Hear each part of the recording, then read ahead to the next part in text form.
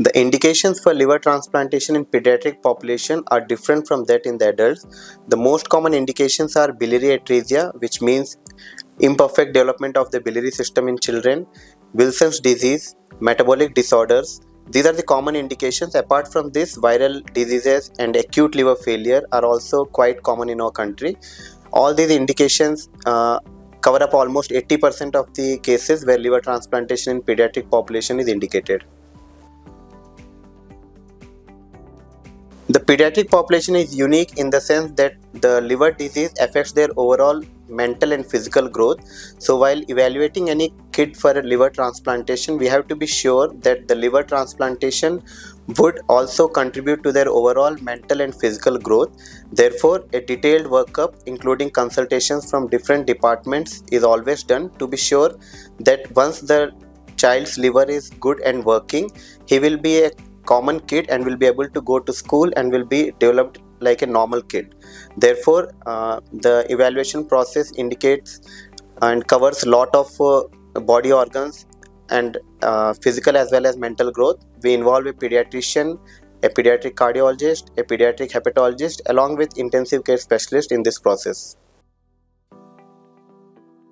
The most common donors in our country are parents, either the father or mother.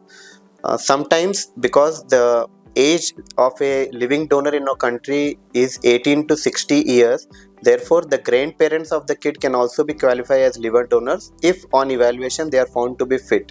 So the usual first degree relatives includes the parents, sometimes very rarely siblings if they are above 18 years of age, and grandparents if they are up to 55 years of age and fit both liver wise and overall physique wise.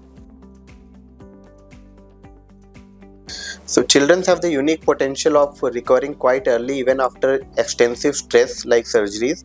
So same is the story in liver transplantation. A kid who is very unwell after a successful transplant and with the quick recovery of liver, they are about and running in almost a week's time. So most of the kids will be discharged from the hospital in 2 weeks time, and approximately 2 to 3 months from surgery we counsel them to be that if they are fit enough and on regular medication, they can attend schools as well.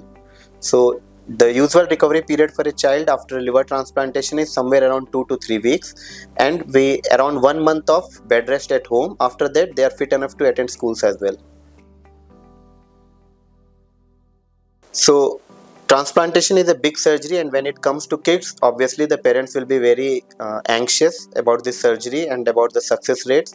So pediatric transplantation is quite a bit more complicated when compared to adult transplantation because the kids are very small and the physiology is quite different from adults. However, centers which are regularly doing pediatric transplants offers a success rate of almost 95% of 1 year survival, and such kids after a good surgery are able to spend a life like a normal kid, and they will go into adulthood and live a normal life. Only thing is which they have to take care is regular follow-up, and they have to be on medicines for lifelong.